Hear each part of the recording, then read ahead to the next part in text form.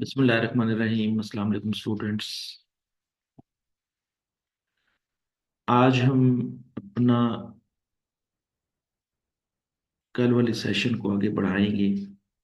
कल के सेशन में हमने अकाउंटिंग फॉर लेबर की बात शुरू की थी और उसमें हमने ये देखा था कि लेबर क्या होती है। लेबर की दो इकसाम होती हैं, एक डायरेक्ट लेबर होती है, एक इनडायरेक्ट लेबर होती है। फिर हमने कहा था कि डायरेक्ट लेबर को जो वेजेस अदा की जाती है उसको डायरेक्ट लेबर कॉस्ट कहते हैं। जो इनडायरेक्ट लेबर को जो वेजेस अदा की जाती है उसको हम इनडायरेक्ट लेबर कॉस्ट कहते हैं। फिर हमने एक क्वेश्चन सॉल्व किया था जिसमें हमने ये देखा था कि डायरेक्ट लेबर और इनडायरेक्ट लेबर को किस तरह सेपरेट किया जाता है। हमने ये डिस्कस किया था कि डायरेक्ट लेबर कॉस्ट का मतलब ये है कि जिस मजदूर को या जिस मुलाजिम को बेसिक रेट के ऊपर वेजेस दी जाती हैं या बेसिक पे उनको दी जाती है उसको हम कहते हैं डायरेक्ट लेबर कॉस्ट। और अगर हम ये कहें कि इनडायरेक्ट लेबर कॉस्ट क्या है तो इसका मतलब ये है कि बेसिक पे के अलावा अगर किसी भी मजदूर को कोई भी चीज़ अदा की जाती है तो वो इनडायरेक्ट लेबर कॉस्ट कहलाती है। और हमने ये भी पढ़ा था कि इनडायरेक्ट लेबर कॉस्ट में बहुत सारी चीज़ें शामिल हैं, जिस तरह बोनस है, कंट्रीब्यूशन पेमेंट्स हैं, ठीक है, सिक पे है और ओवर टाइम पेमेंट्स हैं और इसी तरीके से आइडल टाइम पेमेंट्स हैं। इन सारी की सारी पेमेंट्स को हम इनडायरेक्ट लेबर कॉस्ट कहते हैं। तो आज हम ये देखेंगे, अपने टॉपिक को आगे बढ़ा करके ये देखेंगे कि ये जो वेजेस कैलकुलेट करने का जो प्रोसेस है ये किस तरह किया जाता है और ये वेजेस कैलकुलेट करने वाले को क्या कहते हैं और ये अपना वेजेस कैलकुलेट करने का जो प्रोसीजर है वो किस तरह अडॉप्ट करता है। तो आज की सेशन में हम ये सीखेंगे कि ये पे ये जो वेजेस कैलकुलेट की जाती हैं ये कौन सा डिपार्टमेंट करता है, इस डिपार्टमेंट का नाम क्या है और ये किस तरीके से वेजेस कैलकुलेट करने का मेथड अडॉप्ट करता है। आज हमारे डिस्कशन के अंदर ये तमाम चीजें आएंगी। तो सेशन स्टार्ट करते हैं आज का। उसमें सबसे पहले तो ये बात ध्यान में रख लें कि वो डिपार्टमेंट जो फैक्ट्री के मजदूरों की वेजेस कैलकुलेट करता है और फैक्ट्री के मजदूरों की तनख्वाहें कैलकुलेट करता है, ऐसे डिपार्टमेंट को हम पेरोल डिपार्टमेंट कहते हैं। ठीक हो गया। ऐसा डिपार्टमेंट जो कि फैक्ट्री के मजदूरों की वेजेस कैलकुलेट करता है, उनकी तनख्वाहें कैलकुलेट करता है और उनकी तनख्वाहें कैलकुलेट करने के बाद उनको अदा करता है, ऐसे डिपार्टमेंट को हम क्या कहते हैं? पेरोल डिपार्टमेंट कहते हैं। पेरोल डिपार्टमेंट के तीन फंक्शन है। किसी भी फैक्ट्री के अंदर, किसी भी मिल के अंदर या किसी भी मैन्युफैक्चरिंग ऑर्गेनाइजेशन के अंदर जब कभी भी मजदूर काम कर रहे होते हैं तो उनके मजदूरों की जो वेजेस कैलकुलेट की जाती हैं उस डिपार्टमेंट को हम पेरोल डिपार्टमेंट कहते हैं और उसके तीन फंक्शन हैं। वो तीन काम करता है, इसके अलावा कोई काम नहीं करता। सबसे पहले वो ये काम करता है, function number one, calculation of wages from time record. वो टाइम रिकॉर्ड के जरिए वेजेस कैलकुलेट करता है। ये जो लफ्ज मैंने यूज किया टाइम रिकॉर्ड, इसको मैं बाद में एक्सप्लेन करूंगा। इसकी बहुत सारी जो है वो डिटेल मेरे आज के सेशन में शामिल है। मैं आपको बताऊंगा कि टाइम रिकॉर्ड क्या होता है। सिर्फ इतना ही याद रख लें कि पेरोल डिपार्टमेंट का पहला फंक्शन ये है, calculation of wages from time record. दूसरा फंक्शन ये होता है calculation of net wages. Payroll department net wages भी कैलकुलेट करता है। कैसे करता है, इसका एक फार्मूला है। मैं आपको फार्मूले के जरिए सिखाऊंगा कि नेट वेजेस कैसे कैलकुलेट की जाती हैं। और पेरोल डिपार्टमेंट का तीसरा फंक्शन ये है, make arrangements of cash for पे डे। पेरोल डिपार्टमेंट इस चीज का इंतजाम करता है कि जितनी वेजेस बनी हैं मुलाजमीन की या मजदूरों की, जितनी वेजेस बनी हैं, अगर एक महीने की वेजेस कैलकुलेट की हैं या 15 दिन की कैलकुलेट की हैं या एक हफ्ते की कैलकुलेट की हैं या एक दिन की कैलकुलेट की हैं, जितनी भी वेजेस कैलकुलेट की हैं उनको अदा करने के लिहाज से इंतजामात करना भी पेरोल डिपार्टमेंट का काम होता है। वो कंपनी की मैनेजमेंट को बताता है कि इस दफा मजदूरों की वेजेस इतनी बनी हैं और उनकी अदायगी के लिए इंतजाम किया जाए। तो इंतजाम करने के लिहाज से जो डिपार्टमेंट बताता है कि इतने पैसे जो है ना वो इंतजाम किया जाए मजदूरों की वेजेस अदा करने के लिए, तो वो डिपार्टमेंट कहलाता है पेरोल डिपार्टमेंट। तो चलें अब मैं आपको बताऊंगा फंक्शन। जो पहला पहला फंक्शन मैंने आपको बताया था, calculation of wages from the time record, के टाइम रिकॉर्ड के जरिए वेजेस कैलकुलेट की जाती हैं। तो ये टाइम रिकॉर्ड है क्या? चलें जी, थोड़ा सा वापस हम अपने पेजेस को वापस लेकर जाते हैं और यहाँ पर मैं आपको बताऊंगा कि टाइम रिकॉर्ड क्या है। जी देखें, जब कभी भी किसी भी फैक्ट्री के अंदर या किसी भी मिल के अंदर जब मजदूर काम कर रहे होते हैं या लेबर काम कर रही होती है, तो लेबर के काम करने को ऐसे ही नहीं रखा जाता कि वो आएंगे और काम करके चले जाएंगे और हम उनकी वेजेस कैलकुलेट करके उनको दे देंगे।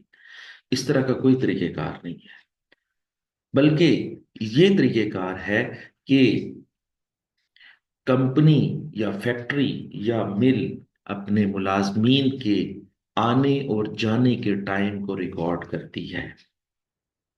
फैक्ट्री अपने मुलाजमीन के फैक्ट्री के अंदर एंटर होने के टाइम को रिकॉर्ड करती है, और जिस वक्त वो काम करके वापस छुट्टी करके जा रहा होता है तो उसके जाने के टाइम को रिकॉर्ड करती है। तो ये टाइम के आने और जाने के रिकॉर्ड करने को हम क्या कहते हैं? टाइम रिकॉर्ड कहते हैं। अब मैं आपको बताऊंगा कि ये टाइम रिकॉर्ड जो है वो कितनी किस्म का है।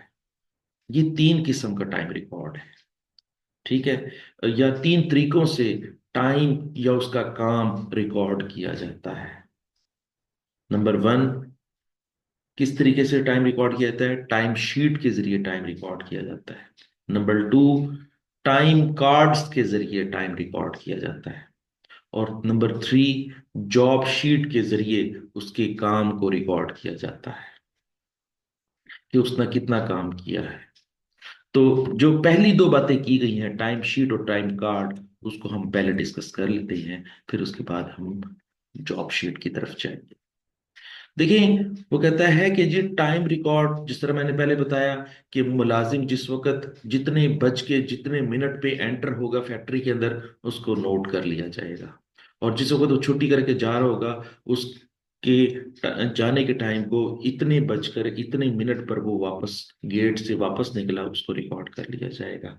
तो इसको हम टाइम रिकॉर्ड कहेंगे, ठीक है? अब इसमें मैंने थोड़े से आपके लिए नोट्स बनाए हुए हैं। अगर आप ये नोट्स मेरे सुनेंगे और अब अगर आप इसको नोट डाउन खुद भी कर लेंगे या इसको फॉलो कर लेंगे, तो आपको ये नोट्स बड़े फायदेमंद साबित होंगे। सबसे पहले तो मैंने नोट्स ये बनाए हैं कि who use time record. Time record को कौन यूज करता है? तो ये बात याद रख लें, दो किस्म की ऑर्गेनाइजेशन जो हैं वो टाइम रिकॉर्ड को यूज करती हैं। एक होती है मैन्युफैक्चरिंग ऑर्गेनाइजेशंस और दूसरी होती हैं सर्विस ऑर्गेनाइजेशंस। वैसे तो तीन किस्म की ऑर्गेनाइजेशंस होती हैं, पूरी दुनिया में तीन किस्म की ऑर्गेनाइजेशंस होती हैं, या बिजनेस को तीन तरीकों से जो है ना वो एक्टिविटी के लिहाज से डिस्कस किया जाता है। तीन किस्म की ऑर्गेनाइजेशन होती हैं, जिसमें सबसे पहली ऑर्गेनाइजेशन होती है ट्रेडिंग ऑर्गेनाइजेशन, दूसरी होती है मैन्युफैक्चरिंग ऑर्गेनाइजेशन और तीसरी होती है सर्विस ऑर्गेनाइजेशन। हम जो कॉस्ट अकाउंटिंग पढ़ रहे हैं, मैनेजमेंट अकाउंटिंग पढ़ रहे हैं, वो सिर्फ और सिर्फ हम दो किस्म की ऑर्गेनाइजेशन की पढ़ रहे होते हैं। ये दो किस्म की ऑर्गेनाइजेशन का टाइम रिकॉर्ड कर रहे होते हैं। एक होती है मैन्युफैक्चरिंग ऑर्गेनाइजेशन, दूसरी होती है सर्विस ऑर्गेनाइजेशन। अब मैं आपको बताऊंगा कि ये टाइम रिकॉर्ड जो करने के कितने मेथड हैं। तो टाइम रिकॉर्ड करने के दो मेथड हैं। दो तरीकों से फैक्ट्रीज या मिल्स जो हैं वो मुलाजमिन का टाइम रिकॉर्ड कर रही होती हैं। इन दोनों में से कोई एक को फॉलो कर रही होती है, एक ही वक्त में दो नहीं फॉलो कर रही होती।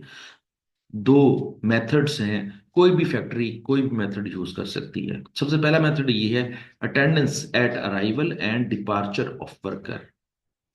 कि मुलाजमीन की हाजिरी लगती है और बकायदा एक रजिस्टर्ड के ऊपर वो आ करके साइन करते हैं कि जी मैं इतने बज के इतने मिनट पर गेट में एंटर हुआ, तो वो उस रजिस्टर पे साइन करते हैं। उस रजिस्टर को क्या कहते हैं? Attendance register.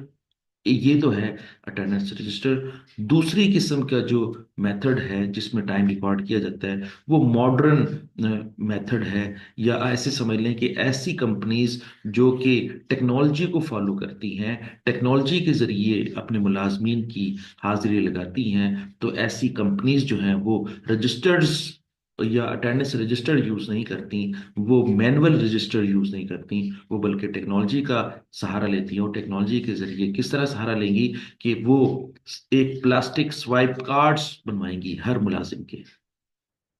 हर मुलाजिम को एक कार्ड इशू किया जाएगा। हर मुलाजिम जो है वो जिस वक्त फैक्ट्री में एंटर हो रहा होगा तो वो कार्ड स्वाइप करेगा और इस तरह उसका एंट्री का टाइम रिकॉर्ड हो जाएगा।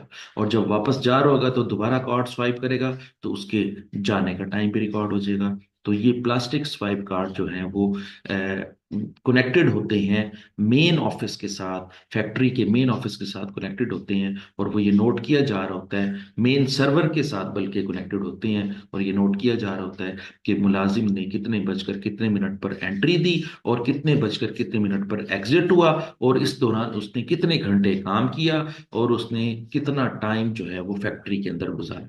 तो ये था प्लास्टिक स्वाइप कार्ड मेथड। ठीक हो गया।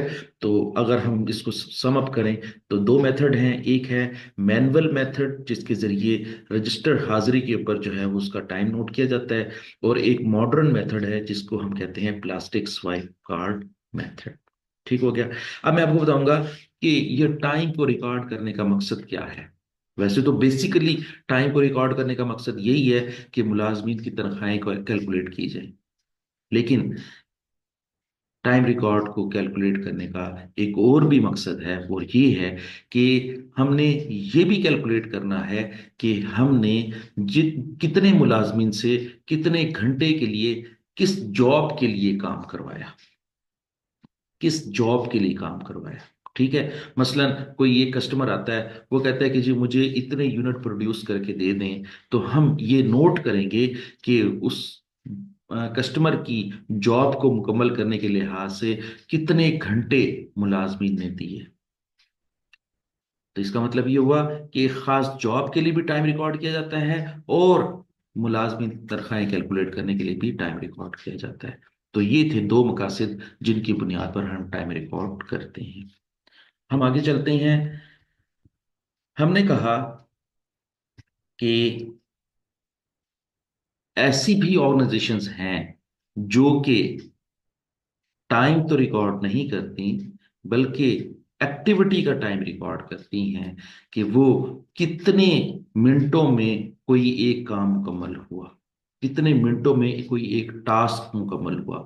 जब कभी भी मुलाजमीन के टास्क मुकम्मल करने की टाइम को रिकॉर्ड किया जाता है तो उसको हम कहते हैं एक्टिविटी टाइम रिकॉर्ड, या उसको हम जॉब शीट भी कहते हैं। उसको हम क्या कहते हैं? जॉब शीट भी कहते हैं, या उसको हम एक्टिविटी टाइम रिकॉर्ड भी कहते हैं। अब ये जो एक्टिविटी टाइम रिकॉर्ड है, ये कौन करता है? जिस तरह हमने कहा कि टाइम रिकॉर्ड जो है वो दो किस्म की कंपनीज करती हैं, एक मैन्युफैक्चरिंग कंपनीज करती हैं और एक सर्विस कंपनीज करती हैं। तो फिर एक्टिविटी टाइम रिकॉर्ड कौन करता है? तो ये बात याद रख लें कि एक्टिविटी टाइम रिकॉर्ड सिर्फ और सिर्फ सर्विस कंपनीज करती हैं। ऐसी तमाम कंपनीज जो कि सर्विस प्रोवाइडर होती हैं, सर्विस दे रही होती हैं, वो सर्विस देने वाली कंपनीज जो हैं वो सिर्फ और सिर्फ एक्टिविटी टाइम रिकॉर्ड करती हैं कि कौन सी एक्टिविटी कितने मिनटों में मुकम्मल हुई, कौन सा टास्क जो है वो कितने घंटों में मुकम्मल हुआ। ठीक हो गया। और ये बात याद रख लें कि ये जो एक्टिविटी टाइम रिकॉर्ड किया जा रहा है सर्विस कंपनीज के लिहाज से, इसकी जो एग्जाम्पल है वो आमतौर पर वर्कशॉप्स की एग्जाम्पल है, आमतौर पर जो है वो अकाउंटेंसी फर्म्स की एग्जाम्पल्स है, आमतौर पर एक हॉस्पिटल्स की एग्जाम्पल्स है। तो ऐसी तमाम की तमाम ऑर्गेनाइजेशंस जो कि सर्विस प्रोवाइड कर रही होती हैं वो एक्टिविटी टाइम रिकॉर्ड कर रही होती हैं। अब आप सुनेंगे कि एक्टिविटी टाइम रिकॉर्ड कितने मेथड्स के जरिए परफॉर्म होता है। तो इसके भी दो मेथड हैं। एक है पीरियड रिलेटेड टाइम शीट्स। हम जिस वक्त भी जो है ना वो एक्टिविटी परफॉर्म करेंगे, मजदूर एक्टिविटी परफॉर्म करेंगे, तो हम ये नोट करेंगे कि कितने टाइम पीरियड के लिहाज से उन्होंने काम किया। और दूसरा टास्क रिलेटेड टाइम शीट, कि जी कितने मिनटों में वो टास्क मुकम्मल किया। तो मेथड्स ऑफ रिकॉर्ड क्या होगा? एक होगा पीरियड रिलेटेड टाइम शीट्स और दूसरा क्या होगा? Task related time sheets. ठीक हो गया। अब हम बात करते हैं थोड़ा सा इसको, इसकी डेमोस्ट्रेशन देते हैं कि टाइम शीट होती क्या है, उसकी शक्ल क्या होती है, उसका परफॉर्मा क्या होता है। तो ये आपके सामने स्क्रीन पर नजर आ रहा है कि जब कभी भी टाइम शीट बन रही होती है, तो जिस तरीके से मैंने बताया कि एक मुलाजिम जिस तरह फैक्ट्री में एंटर होता है, तो जब एंटर होगा तो उसका नाम क्या होगा वो मेंशन किया जाएगा, उसका स्टार्ट डेट मेंशन किया जाएगा, कितने बजे जो है ना उसने एंट्री हुई या कितने बजे काम स्टार्ट किया। ठीक है। डिपार्टमेंट का नाम लिखा जाएगा। ठीक है। और एम्प्लॉय का नंबर मेंशन किया जाएगा। और उसका फिनिश टाइम मेंशन किया जाएगा कि ये एक्टिविटी कितने मिनटों में मुकम्मल की, या कितने मिनट, कितने बज के कितने मिनट पे मुकम्मल की। ठीक है। फिनिश डेट लिखी जाएगी। ठीक है। और उसके बाद ऑपरेशंस के कौन कौन से डिपार्टमेंट में उसने काम किया। ठीक हो गया। और इसी तरीके से फिर वो लिखा हुआ है कि डे 1 2 3 4 5 जितने दिन काम किया, स्टार्ट टाइम, फिनिश टाइम, और स्टार्ट टाइम और फिनिश टाइम के दरमियान में कितना टाइम स्पेंड किया, वो आप टाइम के कॉलम में लिखेंगे। और फिर लिखेंगे सामने प्रोडक्शन का एक कॉलम बना हुआ है, यहाँ पर लिखेंगे कि कितने यूनिट प्रोड्यूस किए, यूनिट्स की तादाद जो है वो प्रोडक्शन के कॉलम में आएगी। और उसके बाद सुपरवाइजर जो है साइन कर देगा कि ये मेरे सामने हुआ सारा कुछ, मैं इसकी गवाही देता हूं कि उसने ये सारा काम जो है वो मेरे सामने किया, और मुझे उसके काम करने के ऊपर जो है वो मुकम्मल तौर पर इंफॉर्मेशन है। इसी तरीके से डे 2 3 4 5 जितने भी दिन काम करेगा, ये शीट जो है ना वो चलती रहेगी। ठीक है। और आखिर में क्या होगा? लिखा हुआ है कि टोटल टाइम अलाउड, उसको कितने टाइम में काम करने के लिए कहा गया था, और नीचे लिखा हुआ है टाइम सेव्ड, और उसने कितना टाइम बचाया। टोटल टाइम कितना उसने खर्च किया, टाइम कितना अलाउड था, कितना टाइम सेव किया, ये सारी कैलकुलेशन भी लिखी जाएंगी। और मैं आपको बताऊंगा कि ये जो टाइम सेव्ड है, ये जो टाइम अलाउड है, ये भी आपके इस चैप्टर के अंदर न्यूमेरिकल मैंने सॉल्व करवाने हैं आपको, ये वाली टर्मिनोलॉजी आपकी यूज होगी।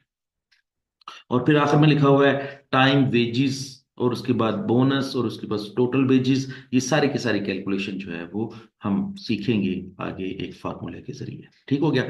तो ये टाइम शीट या टाइम कार्ड या इस किस्म की जितनी भी चीजें जो फैक्ट्रीज मेंटेन करती हैं, वो सारी की सारी किस मकसद के लिए करती हैं? दो मकसद के लिए करती हैं। एक तो वेजेस कैलकुलेट करने के लिए, और दूसरा ये देखना चाह रही होती हैं कि किसी भी एक्टिविटी के लिहाज से कितना टाइम खर्च हुआ, या किसी भी जॉब को अगर हमने वो कॉस्ट चार्ज करनी है, तो वो कॉस्ट चार्ज जो है वो टाइम शीट के लिहाज से ही की जाए। तो ये थी थोड़ी सी थ्योरेटिकल एक्सप्लेनेशन के मजदूरों की वेजेस जो है वो कैलकुलेट कैसे की जाती हैं, किस तरीके से कंपनीज जो है वो फॉलो करती हैं, और फिर किस तरीके से जो है वो उसको आगे लेकर चलती हैं। तो चलें अब हम बात करते हैं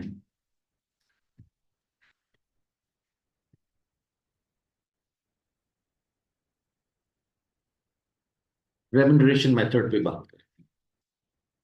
रेम्यूनरेशन मेथड क्या है? पहले तो ये बात क्लियर होनी चाहिए आपको कि रेमुनरेशन से क्या मुराद है। रेमुनरेशन का मतलब भी यही है कि मजदूरों का मुआवजा, मजदूरों की तनख्वाह, मजदूरों की वेजेस। वो कहता है कि वेजेस कैलकुलेट करने के लिहाज से कितनी अप्रोचेस जो हैं वो फॉलो की जाती हैं। तो ये मैंने आपके सामने स्क्रीन में भी सामने शो किया हुआ है कि वेजेस कैलकुलेट करने के लिहाज से, रेमुनरेशन कैलकुलेट करने के लिहाज से दो किस्म की अप्रोचेस जो हैं वो फॉलो की जाती हैं। और वो दो किस्म की अप्रोचेस क्या हैं? Approach number 1 time related approach, और नंबर 2 क्या है आपकी? Output related approach. कुछ मुलाजमीन की तनख्वाहें टाइम को ज़हन में रखकर कैलकुलेट की जाती हैं कि कितना टाइम फैक्ट्री के अंदर उन्होंने गुजारा। और कुछ कंपनीज जो हैं वो वेजेस कैलकुलेट करने का जो तरीक़ेकार इख्तियार करती हैं वो आउटपुट रिलेटेड मेथड अडॉप्ट करती हैं कि दूसरे मेथड में ये तरीका अपनाया जाता है कि मजदूर ने कितने यूनिट प्रोड्यूस किए।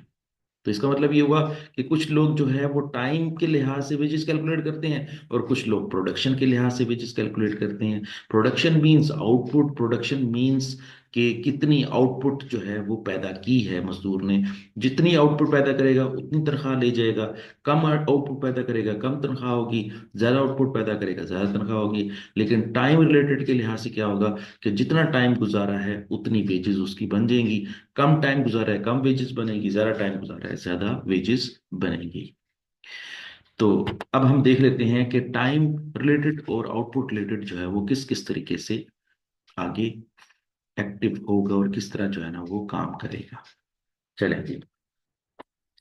पहली बात तो ये ज़हन में रख लें कि जो टाइम रिलेटेड सिस्टम है इसके अंदर जो मुलाजमीन की तनख्वाहें कैलकुलेट की जाती हैं वो बेसिक रेट पर आवर के हिसाब से कैलकुलेट की जाती हैं। बेसिक रेट पर आवर के हिसाब से कैलकुलेट की जाती हैं। जैसे ये लिखा हुआ है कि employees are paid basic rate per hour per day per week और पर मंथ। कि या तो घंटे के हिसाब से उसकी वेजेस कैलकुलेट की जाएंगी, या एक दिन के हिसाब से वेजेस कैलकुलेट की जाएंगी, या एक वीक के लिहाज से, या एक महीने के लिहाज से। तो इसका मतलब क्या हुआ, टाइम रिलेटेड ही हुआ ना, कि जितना टाइम गुजारेगा उसी के मुताबिक उसकी वेजेस कैलकुलेट कर ली जाएगी। अगर मिसाल के तौर पर 1 घंटे के उसको 10 रुपए देते हैं तो उसने अगर 8 घंटे काम किया तो उसकी वेजेस कितनी बन जाएगी, 80 रुपए। अगर हमने उसके साथ तय किया है कि हम तुम्हें पर डे के हिसाब से पेमेंट करेंगे तो फिर हम पर डे के लिहाज से उसकी कैलकुलेशन कर लेंगे। मिसाल के तौर पर उसने एक हफ्ते के अंदर जो है वो 6 दिन काम किया और हर दिन का हमने उसके साथ मुआवजा तय किया था 100 रुपये। तो उसकी वेजेस कितनी बन जाएगी, 100 × 6 = 600 रुपये बन जाएगी। तो इसी तरीके से वो कहना चाह रहा है कि जितना टाइम स्पेंड किया उसके मुताबिक वेजेस बन जाएगी। चले हम आगे चलते हैं, थोड़ा सा टॉपिक जो है वो और ज्यादा एडवांस करेगा और हम इसको जल्दी से जल्दी सॉल्व कर लेंगे जितने भी क्वेश्चन हमारे पास हैं। चलें जी। फिर वो कहता है कि time based system do not on the whole provide any incentive for the employees to improve the productivity। वो कहता है कि जी टाइम रिलेटेड सिस्टम के अंदर ये एक बड़ी खामी है कि मुलाजिम को सिर्फ जितना टाइम उसने काम किया है उतनी ही वेजेस मिल जाती हैं। लेकिन इस चीज के बारे में कभी भी जो है ना वो लालच नहीं दिया जाता या इंसेंटिव नहीं दिया जाता कि आप ज्यादा काम करें, ज्यादा यूनिट बनाएं और ज्यादा वेजेस ले जाएं। वो तो फैक्ट्री में आएगा, अपना टाइम उधर स्पेंड करेगा और वेजेस ले जाएगा। चाहे उस दौरान वो चाहे प्रोडक्शन कम करे चाहे प्रोडक्शन ज्यादा करे। अगर प्रोडक्शन ज्यादा करेगा तो उसको कोई किसी किस्म का इंसेंटिव नहीं मिलेगा। लेकिन अगर वो प्रोडक्शन कम करता है या वो ये समझता है कि जी मुझे तो कोई देख नहीं रहा, मैं प्रोडक्शन कम कर दूंगा तो मुझे कोई फर्क नहीं पड़ता। और होता भी ऐसे ही है कि इस सिस्टम की ये खामी है कि मुलाजिम सिर्फ अपनी वेजेस जो हासिल करता है वो सिर्फ टाइम गुजारने के लिहाज से हासिल करता है, ना कि प्रोडक्शन के लिहाज से हासिल करता है। तो इसलिए वो कहना चाह रहा है कि इस सिस्टम के अंदर किसी किस्म का मजदूर को इंसेंटिव नहीं दिया जाता अगर वो मजदूर जो है वो दिलजमी से काम करता है और कम टाइम के अंदर ज्यादा प्रोडक्शन करता है तो उसको इसका कोई एक्स्ट्रा मुआवजा नहीं दिया जाता। ये इस सिस्टम की खामी है। फिर वो कहता है कि overtime can be paid if any extra hours are worked. अगर वो कहता है कि इस सिस्टम के अंदर टाइम रिलेटेड सिस्टम के अंदर ये है कि जितने घंटे फालतू काम किया है सिर्फ उसका ओवर टाइम तो मिल जाएगा। लेकिन अगर उसने कम टाइम के अंदर ज्यादा प्रोडक्शन दी है तो उसका उसको कोई इंसेंटिव नहीं मिलेगा। चलें जी। अब हम इस सिस्टम के तहत वेजेस कैसे कैलकुलेट हो करेंगे और उसका फार्मूला क्या होगा वो मैंने आपके लिए जो है ना वो हाईलाइट कर दिया है। आप इसको जो है वो नोट डाउन कर लें और इसको मेमोराइज कर लें ताकि हम इसको बाद में जब सवाल हल करें तो इसी के सहारे से हम सवाल हल कर लें। तो ये है फार्मूला।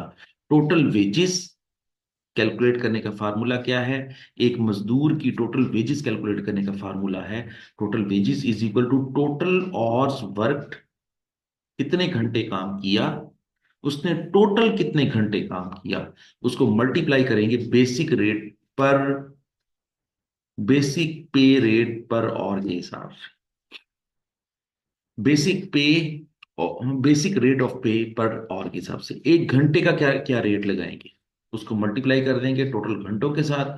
तो और फिर उसके बाद जमा करेंगे, दोबारा एक दफा दोबारा उसके अंदर जमा करेंगे ओवर टाइम आवर्स वर्कड, कि कितने घंटे ओवर टाइम लगाया, और उसको मल्टीप्लाई कर देंगे over time premium per hour के हिसाब से।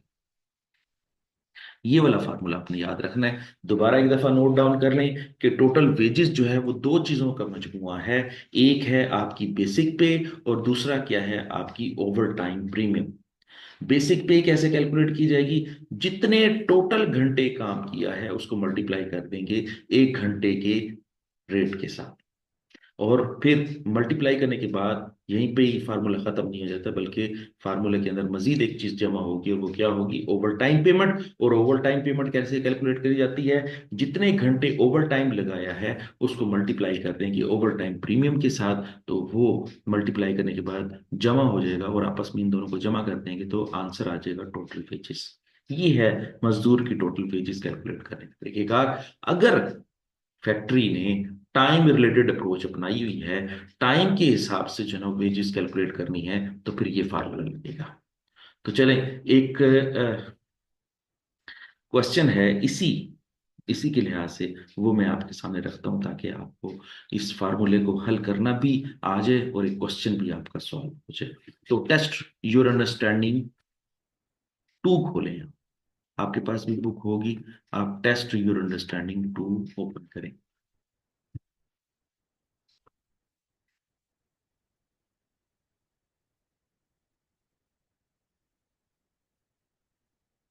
Your understanding 2। चलें जी, ये क्वेश्चन है, हम इस क्वेश्चन को सॉल्व करेंगे, और एक बड़ा जबरदस्त सा क्वेश्चन हमारा सॉल्व हो जाएगा, और एक बड़ी जबरदस्त सी अंडरस्टैंडिंग हमारी मुकम्मल हो जाएगी। और ऐसे समझ लें कि इस चैप्टर के लिहाज से ये हमारा बड़ा ऐसा सवाल है जो कि जो है ना वो हमारे माइंड ओपनिंग क्वेश्चन होगा इंशाल्लाह। और इसी के लिहाज से हम अपने इस चैप्टर को जो है ना वो बाद में एडवांस करेंगे। चले क्वेश्चन पढ़ते हैं। कहता है कि company operates a factory which employed 40 direct workers। एक कंपनी ने एक फैक्ट्री ओपन की हुई है, फैक्ट्री चला रही है, और उसके पास 40 मजदूर काम करते हैं। Throughout the 4 week period just ended. और 4 हफ्ते काम किया है उन्होंने, 40 मजदूरों ने 4 हफ्ते काम किया है। ठीक हो गया, 4 हफ्ते का मतलब हो गया 1 महीना। ठीक है। अच्छा, अब वो क्या कह रहा है, direct employees were paid at a basic rate of 4 पर और 4 38 आवर्स वीक। वो कहता है कि फैक्ट्री जो है वो 1 घंटे की उनको 4 पे देती है, और वो उन्होंने हर हफ्ते कितने घंटे काम किया है, 38 घंटे काम किया है। तो अब यहां पर ये देख लें कि उन्होंने, मैं यहां पर आपके सामने एक छोटी सी कैलकुलेशन रखता हूं कि 40 मजदूरों ने हर हफ्ते कितना काम किया, 38 घंटे काम किया। 40 मजदूरों ने हर हफ्ते कितना काम किया, 40 घंटे, 38 घंटे काम किया। और उन्होंने टोटल कितने हफ्ते काम किया, 4 हफ्ते काम किया। तो फिर ये उन्होंने कितने घंटे जो है वो मुकम्मल किए, इसको भी हम देख लेते हैं। 40 मल्टीप्लाई बाई 38 मल्टीप्लाई बाई 4, तो ये उन्होंने 6080 घंटे काम किया। 6080 घंटे काम किया, मतलब प्रोडक्टिव आवर्स जो हैं वो उनके कितने हैं, 6080 घंटे। ठीक हो गया। 40 वर्कर हैं, और 40 वर्कर ने 1 हफ्ते के अंदर 38 घंटे काम किया। ठीक है। और कितने हफ्ते काम हुआ, 4 हफ्ते काम हुआ, तो 6080 घंटे काम हुआ। ठीक हो गया। अच्छा, अब थोड़ा सा आगे चलते हैं। Total hours of the direct workers in 4 week period पर 6528। वो कहता है कि एक्चुअली तौर पर उन्होंने कितने घंटे काम किया, 6528 घंटे काम किया, लेकिन फैक्ट्री के रिकॉर्ड के मुताबिक उन्होंने कितना काम करना था? 6080 घंटे काम करना था। एक्चुअली तौर पर उन्होंने कितने घंटे काम किया? 6528 घंटे काम किया, लेकिन 40 वर्कर्स ने 38 घंटे के लिहाज से एक महीने के अंदर कितने घंटे काम करना था? 6080 काम करना। ठीक हो गया। 6080 घंटों का काम करना था, लेकिन उन्होंने ये 6080 घंटों का काम कितने घंटों में मुकम्मल किया? 6528 घंटों में काम मुकम्मल किया। ठीक हो गया। अच्छा, यहां पर मैं आपको एक और चीज बताता हूं।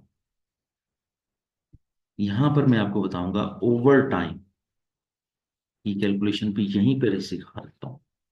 ओवर टाइम क्या होता है? Total time, total time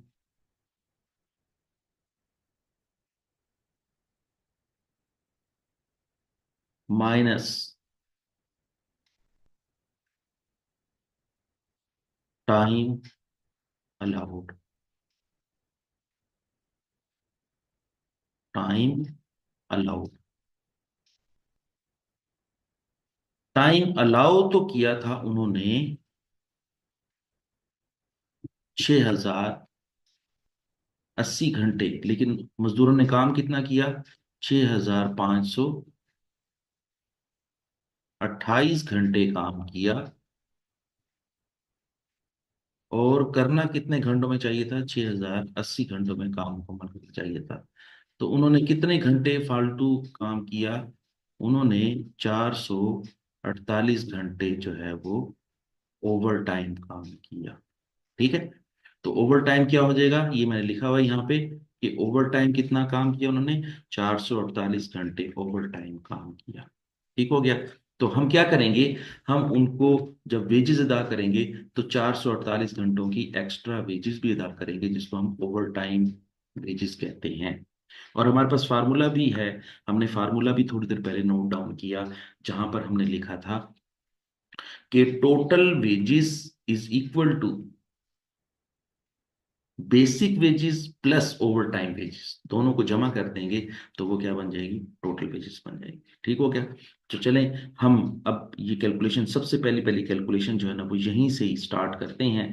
go कि अभी हमारा कुछ डाटा अभी पढ़ना बाकी है, लेकिन वो हम बाद में पढ़ेंगे। पहले हम पहली ये जो ग्रॉस वेजेस की कैलकुलेशन है इसको कर लेते हैं। और ये बात याद रखें कि ग्रॉस वेजेस की कैलकुलेशन बिल्कुल इस फार्मूले के मुताबिक होगी। मैं आपको दोबारा दिखा देता हूँ ये फार्मूला, ताकि जो है ना वो आप इसको नोट डाउन कर लें। देखें जी, ये वाला फार्मूला आपने फॉलो करना है। ये वाला फार्मूला टोटल वेजेस का फार्मूला फॉलो करना है। टोटल और work multiply by basic rate.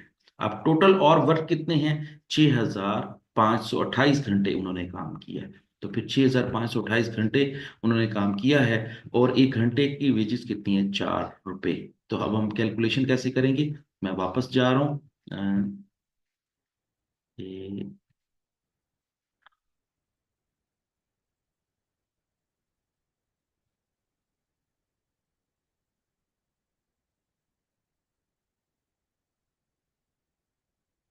तो ग्रॉस वेजेस के लिहाज से ये मैं फार्मूला यहाँ पे लिख रहा हूँ।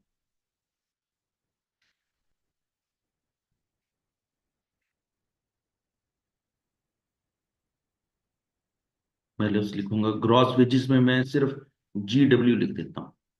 GW is equal to 6528 multiply by 4। Actually तौर पर तो उन्होंने 6528 घंटे काम किया है। ठीक है। अच्छा, और उस जमा क्या करेंगे? Over time. ठीक है। और ओवर टाइम कितना लगाया उन्होंने? 448 घंटे उन्होंने ओवर टाइम लगाया, multiply by over time premium. अच्छा, अब ये जो ओवर टाइम प्रीमियम है, ये मैं आपको यहाँ पे बताऊंगा कि वो कितना लेना है। देखें, यहां पर लिखा हुआ है over time which is, over time which is, 6528 घंटे। ठीक है। अच्छा, और वो जमा क्या करेंगे? ओवर टाइम लगाया। Paid at a premium of 35%। वो कहता है कि जी एक मजदूर ने अगर जितने भी घंटे ओवर टाइम लगाया है तो उसको हर घंटे का पर आवर के हिसाब से 35% मिलेगा। अब वो 35% कैसे मिलेगा, मैं यहाँ पर लिखकर दिखा देता हूँ आपको, ताकि जो है ना वो आप कैलकुलेशन कर लें। 4 पे 1 घंटे के मिल रहे हैं, ठीक है। तो 4 पे 1 घंटे के लिहाज से 35% कितना बनेगा, आप कैलकुलेट करें जरा। 35% over time premium, over time premium, मैं ओटीपी लिख रहा हूं यहाँ पे, ओटीपी, ओवर टाइम प्रीमियम, कि 1 घंटे के फालतू कितने पैसे मिलेंगे। तो 4 रुपए का 35% लेंगे तो ये बन जाएगा 1 रुपये 40 पैसे। क्या बन जाएगा, 1 रुपये 40 पैसे। ठीक हो गया।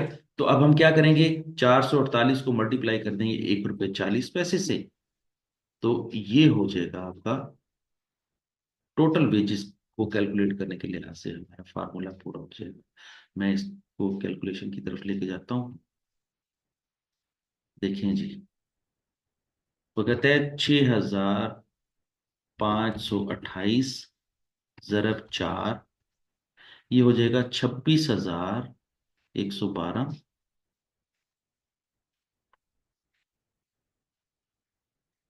26,112,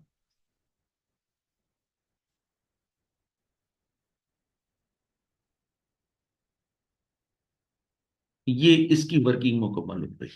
अब हम इसकी वर्किंग मुकम्मल करते हैं। देखिए, 448 ज़रब 1 रुपये 40 पैसे, ये हो जाएगा 627 रुपये 20 पैसे।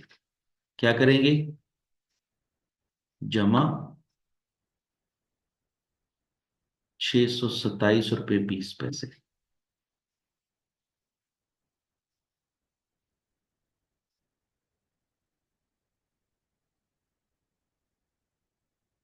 और अब हम इन दोनों को जमा कर देंगे तो वो ग्रॉस वेजेस आंसर आ जाएगा।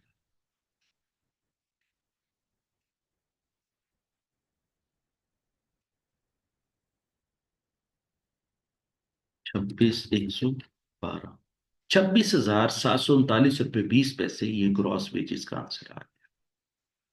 26,739 रुपये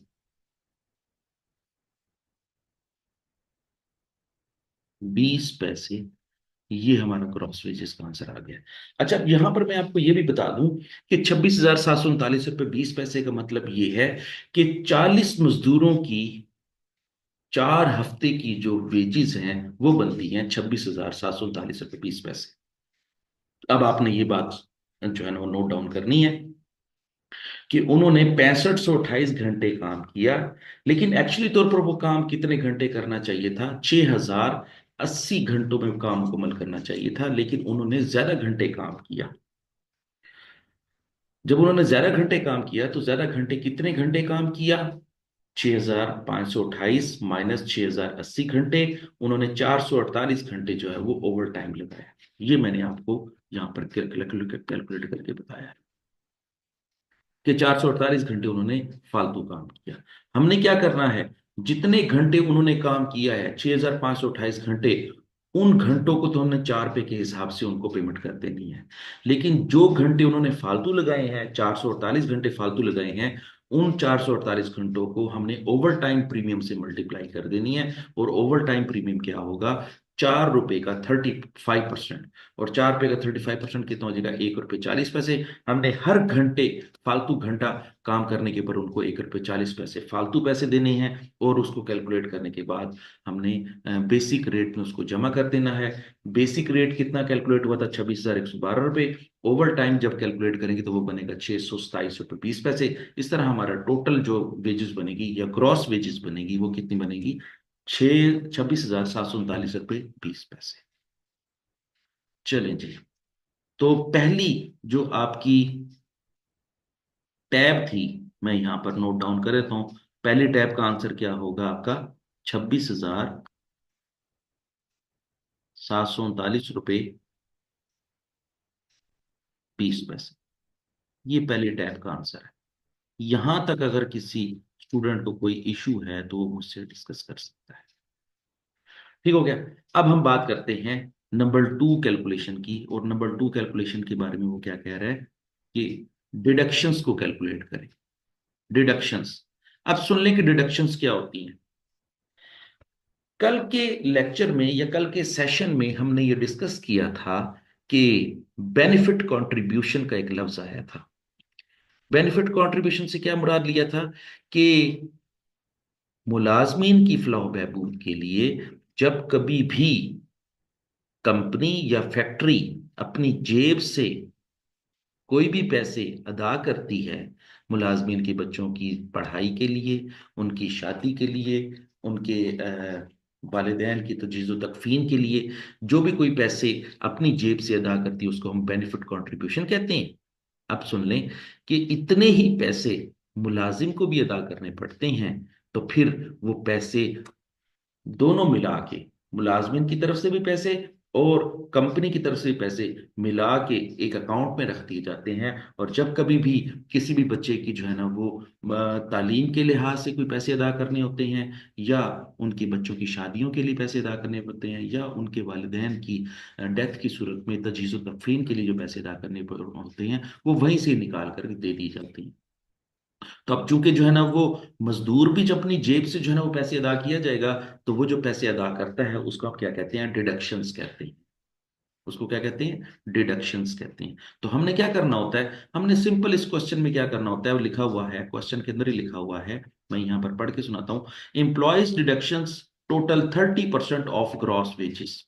वो कहते हैं कि जितनी ग्रॉस वेजेस कैलकुलेट की है ना, इसी का 30% कैलकुलेट कर लेंगे तो वो डिडक्शंस बन जाएगी। बड़ा सिंपल हो गया। आप कैलकुलेटर उठाएं, 26,739 रुपये 20 पैसे को का 30% कैलकुलेट करते हैं। क्या करते हैं, 30% कैलकुलेट करते हैं, मल्टीप्लाई बाई 30%। तो ये हो जाएगा 8,021 रुपये 76 पैसे। 8,021 रुपये 76 पैसे।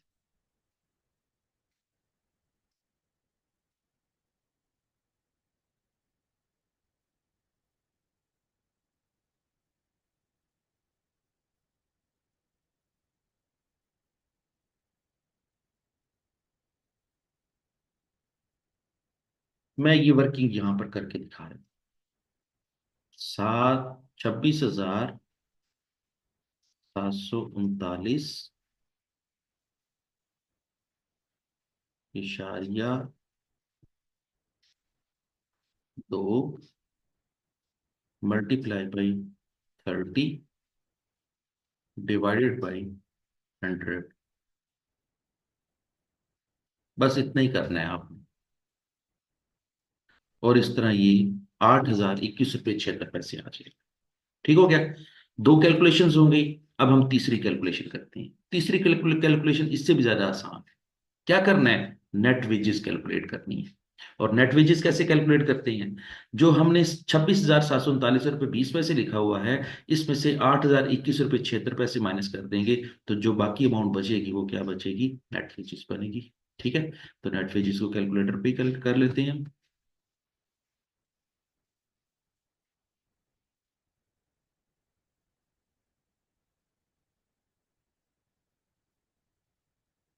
माइनस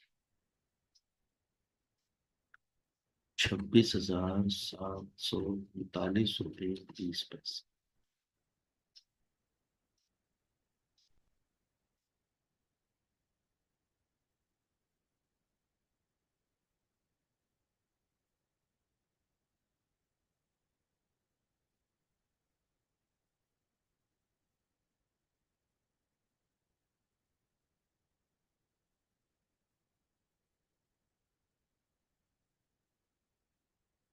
तो ये आंसर आ जाएगा 18,717 रुपये 44 पैसे। 18,717 रुपये 44 पैसे। नेट वेजेस क्या हो जाएगी,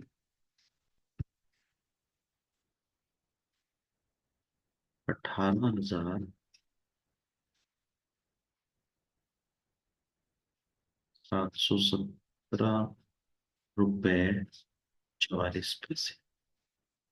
ये आपकी नेट वेजेस। नेट वेजेस का कॉन्सेप्ट भी ले लें कि मजदूरों की मजदूरी बनती थी 26,739 रुपये 20 पैसे। उसमें से जो पैसे काट लिए गए हैं ताकि फ्यूचर में उनके काम आ सके, वो काटे गए हैं 8,021 रुपये 76 पैसे, जिसको नाम दिया गया डिडक्शंस का। ठीक है। जब 26,739 रुपये 20 पैसे में से 8,021 रुपये 76 पैसे काट ली जाएंगे तो बाकी उनको कितनी वेजेस अदा की जाएगी? 18,717 रुपये 44 पैसे। और उसको नाम क्या दिया जाएगा? Net wages. ठीक हो गया। अब चौथी जो टैब लिखी हुई है वो लिखी हुई है डायरेक्ट लेबर कॉस्ट। ये बात याद रखें कि डायरेक्ट लेबर कॉस्ट का मतलब ये होता है कि वो वेजेस जो सिर्फ और सिर्फ बेसिक रेट के तौर पर अदा की जाती हैं, ऐसी वेजेस को हम डायरेक्ट लेबर कॉस्ट कहते हैं। और ये बात याद रख लें कि मजदूर जितने घंटे फारिग बैठा रह जाता है, वो फारिग बैठे रहने की जो वेजेस हैं, वो वेजेस जो हैं उसको मिलती तो हैं, लेकिन वो क्या कहलाएंगी? इनडायरेक्ट लेबर कॉस्ट कहलाएगी। तो इसका मतलब क्या हुआ कि अगर हम उसको टोटल जो है वो 6,528 घंटों के पैसे अदा कर रहे हैं, मजदूर को 6,528 घंटों के पैसे अदा कर रहे हैं, तो इन 6,528 घंटों के अंदर उसने, यहां पर देखें, 148 घंटे आइडल टाइम गुजारा है। तो जब 6,528 घंटों में से 188 घंटे उसने आइडल टाइम गुजारा है और हमने उसको अदा कर दिए हैं, तो इसका मतलब ये हुआ कि जो 188 घंटों के पैसे हैं वो भी इनडायरेक्ट लेबर कॉस्ट कहलाएगी, और जो ओवर टाइम पेमेंट है वो भी इनडायरेक्ट लेबर कॉस्ट कहलाएगी। लेकिन डायरेक्ट लेबर कॉस्ट क्या कहलाएगी कि हम आइडल टाइम को मिनहा करके, माइनस करके जो वेजेस कैलकुलेट करेंगे उसको हम डायरेक्ट लेबर कॉस्ट कहेंगे। और इसका कैलकुलेशन बहुत आसान है, सुन लें। मैं क्या करूंगा? मैं कैलकुलेट करूंगा 6,528 घंटे उन्होंने टोटल काम किया, उनमें से 128 घंटे उन्होंने फारिग बैठकर गुजारे। ठीक है। तो जो फारिग बैठकर गुजारे, तो इसको हम माइनस कर देंगे और मल्टीप्लाई कर देंगे। जो आंसर आएगा उसको मल्टीप्लाई कर देंगे 4 से। तो अब जो आंसर आएगा वो क्या कहलाएगा? डायरेक्ट लेबर कॉस्ट कहलाएगा। आपने भी हमेशा इसी तरह ही याद रखना है कि जब कभी भी आपसे डायरेक्ट लेबर कॉस्ट कैलकुलेट करने के लिए कहा जाए, तो आपने टोटल घंटों में से आइडल टाइम माइनस कर देना है। बाकी जो घंटे बच जाएंगे उनको हम क्या कहेंगे? नाम याद रख लें, उनको कहेंगे प्रोडक्टिव आवर्स या प्रोडक्टिव टाइम। उसको क्या कहेंगे? Productive time. के इतने घंटे उन्होंने प्योरली तौर पर हाथ से काम किया है, बकायदा तौर पर प्रोडक्शन के अंदर मशीन के ऊपर खड़े होकर काम किया है। ऐसे टाइम को हम क्या कहेंगे? प्रोडक्टिव टाइम कहेंगे, या उसको हम क्या कहेंगे? प्रोडक्टिव या प्रोडक्शन टाइम कहेंगे। ठीक है। कि इतने घंटे तो उन्होंने जो है ना वो काम किया है, और 188 घंटे उन्होंने काम नहीं किया, इसलिए उसको हम क्या कहेंगे? Non productive time. ठीक हो गया।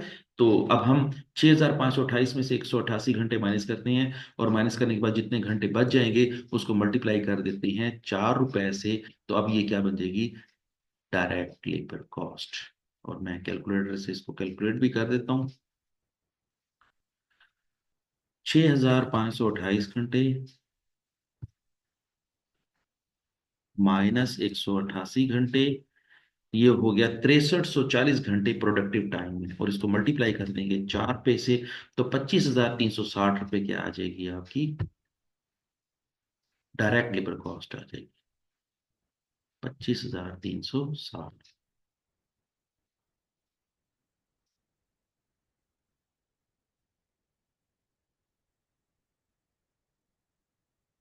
और आखिर में क्या करना है? इनडायरेक्ट लेबर कॉस्ट की डेफिनेशन भी हमने पढ़ी थी, और हमें याद है कि बोनस पे करें, किसी किस्म की कंट्रीब्यूशन, बेनिफिट कंट्रीब्यूशन करें, ओवर टाइम पेमेंट करें, आइडल टाइम पे करें, या सिक पे करें, इन सारी पेमेंट्स को हम क्या कहते हैं? इनडायरेक्ट लेबर कॉस्ट कहते हैं। और हमारे इस सवाल के अंदर, टेस्ट योर अंडरस्टैंडिंग के अंदर, सिर्फ दो चीजें हमारे सवाल के अंदर आई हुई हैं। एक है ओवर टाइम पेमेंट और एक है आइडल टाइम पेमेंट, ठीक है। ओवर टाइम पेमेंट जो है वो हमने यहां पर लिखी हुई है। ये ओवर टाइम पेमेंट लिखी हुई है, 627 रुपये 20 पैसे जो है ना ओवर टाइम पेमेंट है। इसको भी उठा लेते हैं और आइडल टाइम पेमेंट की कैलकुलेशन हम खुद कर लेते हैं। आइडल टाइम पेमेंट, आईटीपी लिख रहा हूं मैं, आईटीपी, आइडल टाइम पेमेंट। और वो कैलकुलेट कैसे करेंगे? 188 घंटे उन्होंने जो है ना फारिग बैठकर गुजारे हैं, और 188 घंटों के लिहाज से हमने उनको 1 घंटे के 4 रुपए अदा किए हैं, तो ये बन जाएंगे 752 रुपए। एक मिनट में इसको जरा कैलकुलेट करके देखूंगा। 188 ज़रब 4, 752, ठीक है। तो हमने उनको 752 रुपये आइडल टाइम की मद में अदा किए हैं, ठीक है। अब हम क्या करेंगे? इनडायरेक्ट लेबर कॉस्ट में दोनों चीजों को जमा करेंगे। एक होगी 627 रुपये 20 पैसे, ये क्या है? Over time payment. मैं यहां पर लिख देता हूं over time payment, plus idle time कितने हैं? 752 रुपये। इन दोनों को जमा कर देते हैं, तो जमा करने से हमारा आंसर आ जाएगा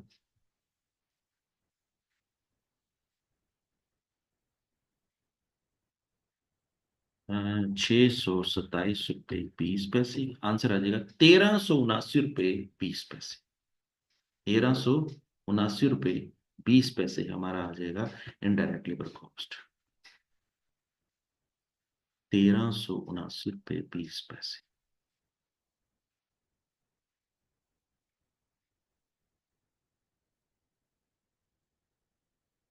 ये था आपका टेस्ट योर अंडरस्टैंडिंग टू, जिसके अंदर हमने बहुत जबरदस्त किस्म की टेक्निक्स के ऊपर काम करके एक क्वेश्चन को सॉल्व किया है। और हमने ये देखा है, बेसिकली तो हमने यही देखा है कि टाइम रिलेटेड रेमुनरेशन अगर मेथड को अडॉप्ट कर किया जाए, तो उसके अंदर हमने उनकी मुलाजमीन की वेजेस किस तरह कैलकुलेट करते हैं, और बहुत सारे एंगल से जो है ना, जो उसने सवाल को पूछा, हमने उसके सवालों के जवाब को बड़े आसान तरीके से परफॉर्म किया। चलें जी, ये कैलकुलेशन हो गई। आप इस क्वेश्चन को जो है वो खुद भी करें। मैं तो कहता हूं कि इस क्वेश्चन को 3 दफा करें, सुबह दोपहर शाम, ताकि जो है ये क्वेश्चन आपका बहुत अच्छे तरीके से हो जाए, और आपको पेपर में अगर इस तरह का कोई सवाल आ जाता है, तो फिर आप अच्छी तरीके से उसको सॉल्व कर सकें। चलें जी, आगे चलते हैं। इसे नोट डाउन कर लें, फिर मैं इसको रेस कर देता हूं।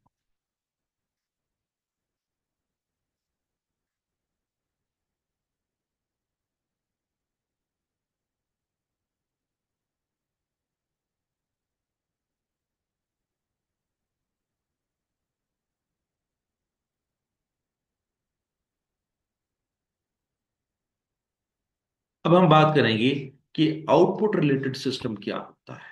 आउटपुट रिलेटेड सिस्टम क्या होता है?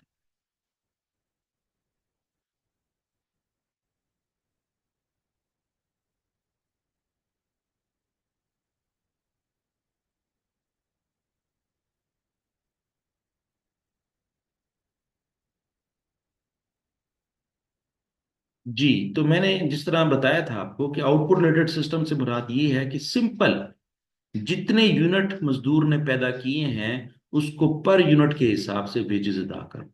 मसलन मैं ये कहता हूं कि अगर एक मजदूर जो है वो 100 यूनिट पैदा करता है, और 1 यूनिट के हिसाब से उसके साथ वेजेस तय हुई हैं 1 रुपया, तो उसकी एक यूनिट, 100 यूनिट पैदा करने की वेजेस कितनी बन जाएंगी? 100 रुपया। ठीक हो गया? तो इसका मतलब ये हुआ कि सिर्फ वेजेस कैलकुलेट करने का जो तरीकेकार अपनाया जाएगा वो ये अपनाया जाएगा कि जितने यूनिट पैदा करेगा उतने यूनिट के हिसाब से उसकी तनख्वाह मिल जाएगी। अगर वो ज्यादा यूनिट पैदा करेगा तो ज्यादा तनख्वाह मिल जाएगी, कम यूनिट पैदा करेगा तो कम तनख्वाह मिल जाएगी। और ये बात याद रख लें कि इस सिस्टम को, जहां पर आउटपुट सिस्टम अडॉप्ट किया जाता है, इस सिस्टम को पीस वर्क सिस्टम भी कहा जाता है। इस सिस्टम को क्या कहा जाता है? पीस वर्क सिस्टम भी कहा जाता है। और सुन लें, इस मेथड के अंदर मजदूर के पास ये कुशन होता है, मजदूर के पास ये ऑप्शन होती है कि वो जितने ज्यादा यूनिट पैदा करेगा उसको उतनी ज्यादा वेजेस मिलेंगी, जितने जो है वो ज्यादा यूनिट पैदा करेगा तो उसको, मजदूर को, उसका जो एम्प्लॉयर है वो किसी इंसेंटिव के तहत, ज्यादा प्रोडक्शन करने के तहत ज्यादा इंसेंटिव भी दे सकता है। तो इस मेथड के अंदर इंसेंटिव मिलने के चांसेस ज्यादा होते हैं। टाइम रिलेटेड सिस्टम के अंदर जो है ना वो इंसेंटिव मिलने के चांसेस कम होते हैं। सिर्फ टाइम रिलेटेड सिस्टम में जिस तरह हमने पढ़ा, सवाल भी हल किया कि उसमें उसको सिर्फ ओवर टाइम मिलता है, लेकिन आउटपुट सिस्टम के अंदर उसको इनाम भी मिल सकता है, उसको इंसेंटिव भी मिल सकता है, एक्स्ट्रा उसको जो है ना वो बोनस भी मिल सकता है। तो ऐसा सिस्टम जिसके अंदर जो है ना वो आउटपुट सिस्टम होता है, उस सिस्टम को हम पीस वर्क सिस्टम भी कहते हैं। और उस सिस्टम के तहत जब वेजेस कैलकुलेट की जाती हैं तो उसका फार्मूला क्या होगा वो हम देखते हैं। चलें जी, ये फार्मूला है उसका, कि टोटल वेजेस कैलकुलेट करने का फार्मूला होता है, बहुत सिंपल फार्मूला है, छोटा सा फार्मूला है। नंबर ऑफ यूनिट प्रोड्यूस्ड, कितने यूनिट प्रोड्यूस किए हैं उसको मल्टीप्लाई करते हैं कि एक यूनिट के ऊपर क्या रेट अदा करेगी फैक्ट्री। ठीक है, एक यूनिट पैदा करने के ऊपर कितनी वेजेस अदा करेगी, उससे मल्टीप्लाई कर देंगे, वेजेस कैलकुलेट हो जाएंगी। बड़ा सिंपल सा इसका फार्मूला है। ठीक है, लेकिन यहां पर एक बात याद रखनी है आपने, यहां पर ऐसे होता है, ये मैं जो बात बताने वाला हूं ये मुलाजमीन के फायदे की बात है। कभी कभी ऐसे होता है कि जी, चूंकि ये तय कर लिया जाता है कि जितने यूनिट पैदा करोगे उतनी ही वेजेस मिलेंगी, लेकिन कभी कभी ऐसे होता है कि मजदूर सुबह सुबह काम पे आता है और थोड़ा सा काम करने के बाद बिजली चली जाती है, या थोड़ा सा काम करने के बाद मशीन खराब हो जाती है, या थोड़ा सा काम करने के बाद कोई ऐसी वजह बन जाती है जिसकी वजह से मजदूर काम नहीं कर पाता और उसका सारा दिन गुजर जाता है। अब क्या होगा, फैक्ट्री अपने मजदूर को किस तरह प्रोटेक्ट करेगी? फैक्ट्री अपने मजदूर को कहेगी कि अगर हमारी वजह से कोई आपको काम करने में दुश्वारी हुई है, आपकी प्रोडक्शन नहीं हो सकी, क्योंकि प्रोडक्शन होगी तो फिर आपकी वेजेस बनेगी, प्रोडक्शन नहीं होगी तो वेजेस नहीं बनेगी। हम आपको इस चीज की गारंटी देते हैं कि अगर काम करने के दौरान बिजली चली जाती है, मशीन खराब हो जाती है, या कोई नागोहानी सूरत पैदा हो जाती है, तो हम आपको कम से कम इतनी तनख्वाह जरूर देंगे या इतनी वेजेस जरूर देंगे। वो जो कहते हैं ना कि कंपनी कहती है कि हम आपको कम से कम इतनी तनख्वाह देंगे, उसको कहते हैं मिनिमम गारंटेड वेजेस। उसको क्या कहते हैं? Minimum guaranteed wages. और इसका मतलब ये है कि कम से कम इतने पैसे जरूर मिलेंगे। मसलन मैं उसकी मिसाल देता हूं, बहुत आसान सी मिसाल देता हूं कि एक मजदूर ने जो है ना सुबह काम शुरू किया, अभी 1 घंटा ही काम किया था और उसने सिर्फ और सिर्फ 10 यूनिट ही बनाए थे, और एक यूनिट के ऊपर उसको कितनी वेजेस मिलनी थी? 1 रुपए मिलनी थी। अब 10 यूनिट को मल्टीप्लाई करें 1 रुपए के साथ तो उसकी टोटल कितनी वेजेस बनती हैं? 10 रुपए। जितना उसने सारा दिन काम किया वो सिर्फ यही काम किया है। लेकिन कंपनी क्या कहती है? कंपनी ये कहती है कि हम आपको 10 रुपए नहीं देंगे, हम आपको जो है वो मायूस नहीं करेंगे, हम आपको, आपके साथ इस तरह कर सकते हैं कि 1 घंटे के जितनी वेजेस होती हैं और 8 घंटे के हिसाब से जितनी वेजेस बनेगी उसका 75% कैलकुलेट करके आपको वेजेस दे दी जाएंगी। उसका 75% कैलकुलेट करके आपको वेजेस दे दी जाएंगी। मसलन 1 घंटे की वेजेस हैं 10 रुपए, और 8 घंटे की वेजेस के कितने पैसे बन जाएंगे? 80 रुपए। 10 × 8 80 रुपए बन जाएंगे। और 80 रुपए का 75% कितना बनेगा? 60 रुपए। अब क्या करना है आपने? 60 रुपए को कंपेयर करना है किस चीज के साथ? जो उसने यूनिट के हिसाब से वेजेस कैलकुलेट की थी। यूनिट के हिसाब से तो वेजेस कैलकुलेट की थी 10 रुपए, लेकिन मिनिमम गारंटी वेजेस कितनी बनी है? 60 रुपए। अब इन दोनों में से जो बड़ी अमाउंट है, वो बड़ी अमाउंट जो है वो मजदूर को दे दी जाएगी और वो उस तरह हंसी खुशी चला जाएगा। तो इसका मतलब क्या हुआ कि जब कभी भी आउटपुट रिलेटेड सिस्टम होगा तो उसमें आपने हर सूरत में एक बात याद रखनी है कि अगर मजदूर जो है वो काम कम कर सका, किसी भी वजह से काम कर सका, तो फिर उसको गारंटेड वेजेस जरूर मिलेंगी। उसी को ही हम कहते हैं मिनिमम गारंटेड वेजेस का कॉन्सेप्ट, ठीक है। और हमने क्या करना होगा, हमने दोनों वेजेस कैलकुलेट करनी है, आउटपुट सिस्टम के तहत भी वेजेस कैलकुलेट करनी है, टाइम के तहत भी वेजेस कैलकुलेट करनी है। दोनों को कंपेयर करना है, कंपेयर करने के बाद जो बड़ी अमाउंट होगी उसको वो वेजेस की सूरत में दे दी जाएगी, और इस तरह वो अपना उस दिन का काम मुकम्मल करके हंसी खुशी चला जाएगा। हम एक क्वेश्चन करते हैं इसी फार्मूले को फॉलो करते हुए, इसी कॉन्सेप्ट को फॉलो करते हुए, और मिनिमम गारंटी वेजेस के कॉन्सेप्ट को फॉलो करते हुए एक सवाल करते हैं, ताकि जो है ना वो आपका कॉन्सेप्ट बड़े अच्छे तरीके से आपको समझ आ जाए। तो चलते हैं इलिस्ट्रेशन नंबर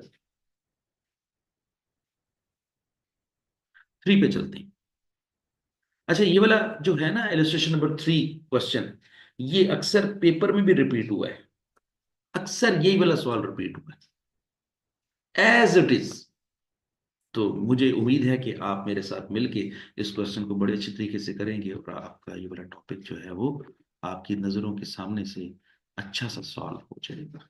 चलो क्वेश्चन को पढ़ते हैं। The company operate a piece work system of remuneration. देखिए पहली पहली लाइन में उसने खुद ही बता दिया कि मेरी कंपनी जो है वो पीस वर्क सिस्टम के जरिए मजदूरों को तनख्वाहें देती है। और पीस वर्क सिस्टम के बाद का दूसरा नाम क्या है, जरा ऑल्टरनेटिव नेम बताएं। उसका दूसरा नाम है आउटपुट सिस्टम।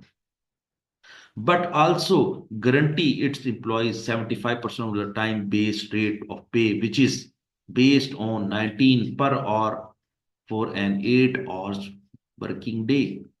वो कहता है कि अगर कोई भी मसला पैदा हो गया तो फिर हम अपने मजदूर को पर आवर के हिसाब से वेजेस देंगे। और पर आवर के हिसाब से वेजेस कैसे कैलकुलेट करेंगे, एक घंटे की वेजेस होंगी 19 रुपए, और कितने घंटे के लिहाज से है, 8 आवर्स, 8 घंटे के हिसाब से 19 ज़रब 8 ज़रब 75%। वो कहता है कि मैं अपने मजदूरों को कम से कम 75% तनख्वाह जरूर दूंगा। ठीक है, तो कैसे करेंगे कैलकुलेट इसको, गारंटेड वेजेस कैसे कैलकुलेट करेंगे, 19 ज़रब 8,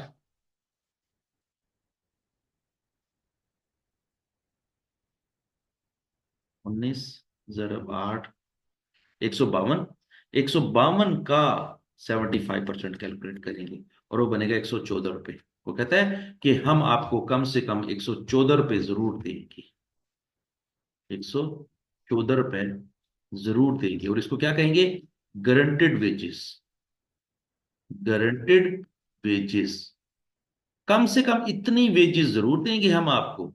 अगर हमारी वजह से फैक्ट्री में कोई मसला पैदा हो गया, बिजली चली गई, फैक्ट्री खराब हो गई, मशीनरी खराब हो गई, या कोई भी ऐसी जो है ना प्रॉब्लम आ गई कि जो हमारी वजह से थी, तो फिर हम आपको बेजारो मददगार नहीं छोड़ेंगे।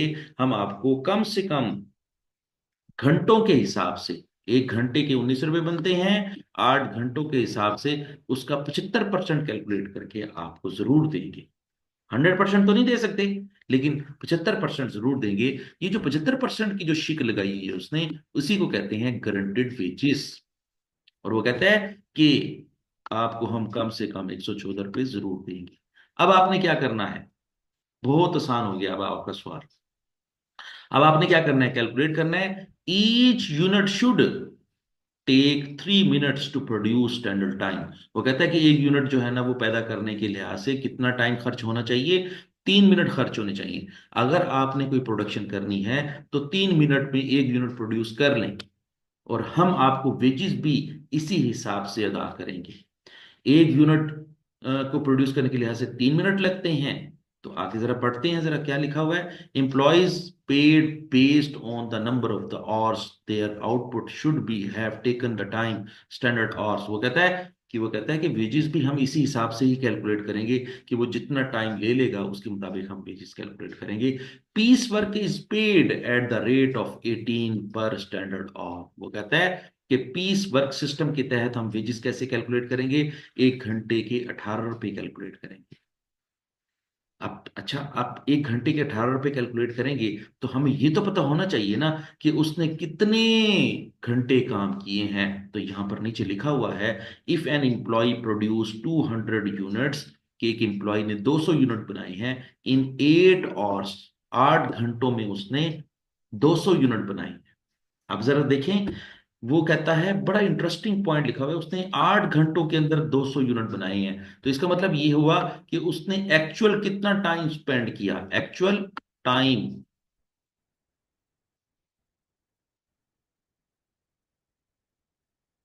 एक्चुअल टाइम कितना स्पेंड किया, ये कैलकुलेट करेंगे। एक्चुअल टाइम स्पेंड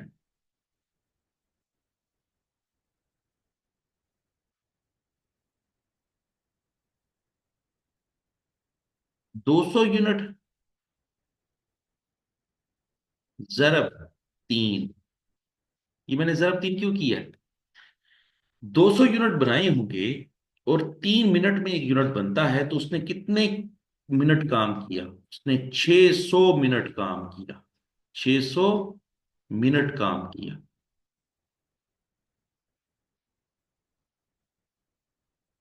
तो उसने 600 मिनट काम किया।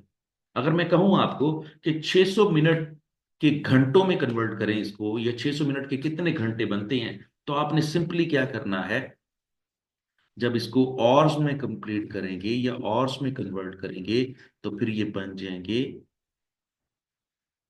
600 तकसीम 60। 600 मिनटों को 60 मिनट पे तकसीम कर दें, तो फिर इसका मतलब ये हुआ कि उस मजदूर ने 10 घंटे काम किया।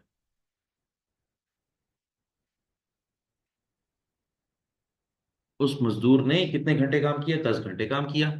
अब जरा देखें, फैक्ट्री उसको 1 घंटे के कितने पैसे देना चाह रही है? 18 रुपए 1 घंटे के देना चाह रही है। उसने कितने घंटे काम किया? 10 घंटे काम किया। तो अब उसकी वेजेस कितनी बन जाएंगी? 18 ज़रब 10,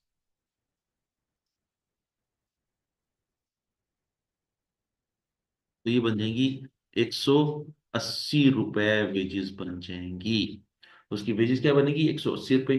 अब एक तरफ से उन्होंने गारंटी दी हुई है कि हम आपको कम से कम 114 रुपए जरूर देंगे, और उधर से उसने जो काम किया वो तो उसने बड़ा जबरदस्त काम किया, उसने तो जो ना वो बड़ी जान लगा के काम किया, और उसने 200 यूनिट बना दिए। तो 200 यूनिट बनाने के ऊपर उसने 10 घंटे खर्च कर दिए। उन्होंने कहा कि 10 घंटे जो खर्च किए हैं उसके लिहाज से तो आपकी वेजेस बनती है 180 रुपए। अब क्या होगा, उसको 114 रुपए वेजेस दी जाएंगी या 180 रुपए वेजेस दी जाएंगी? तो हमने तो अपने जो ना मजदूर को अप्रिशिएट करना है, इनकरेज करना है। और हमने तो ये चीज पढ़ी हुई है कि इन दोनों में से जो बड़ी वेजेस होंगी वो अदा की जाएंगी। The wages should be paid between guaranteed wages and the actual wages, whichever is higher. जो हायर होगी वो वेजेस अदा की जाएंगी। तो अब उसको कितनी वेजेस अदा की जाएंगी? 180 रुपये वेजेस अदा की जाएंगी। तो इस लिहाज से वो आपसे पूछ रहा है, एक छोटा सा उसने एमसीक्यू बना के पूछा है आपसे कि अल्फा इसका आंसर है, बीटा आंसर है, चार्ली है या डेल्टा है? तो आप कहेंगे इसका आंसर क्या है? चार्ली है। इसका आंसर क्या है? चार्ली है। ठीक हो गया। तो ये था आपका पीस वर्क सिस्टम के तहत एक क्वेश्चन, जो कि हमने इसको सॉल्व किया। अगर इस क्वेश्चन के अंदर फिर भी कोई चीज आपको प्रॉब्लम कर रही है, कोई इशू कर रही है, तो आप मुझसे पूछेंगे, ताकि जो है ना वो इस टॉपिक को हम आगे लेकर चलें, और हमें अगले टॉपिक्स के लिहाज से कोई भी इशू ना आए। चलें जी। अब देखिए जरा, थोड़ा सा इसको हम और आगे लेके चलते हैं और इस टॉपिक को खत्म करते हैं, ताकि हम जब नेक्स्ट क्लास में, अच्छा ये देखें जरा, ये थोड़ा सा ये चीज नोट डाउन कर लें। मैंने आपके लिए लिखी है कि ये जो नोट्स है ना, ये ले लें मुझसे। वो कहता है कि जी, whichever is higher between guaranteed wages and the piece work wages, इन दोनों में से जो बड़ी अमाउंट होगी वो अदा की जाएगी। मजदूर को कितनी अमाउंट अदा की जाएगी? इन दोनों में से बड़ी अमाउंट, तो बड़ी अमाउंट कितनी है? 180 रुपये। ये मैंने आपके लिए लिखा है, ये आप इसको नोट डाउन कर लें। चलें जी, आगे चलते हैं। एक छोटा सा सवाल मजीद भी कर लेते हैं। हाँ ये देखिए, ये सवाल कर लेते हैं, फिर हम नए टॉपिक्स को इंशाल्लाह कल डिस्कस करेंगे। मैं इसको रेस कर देता हूँ।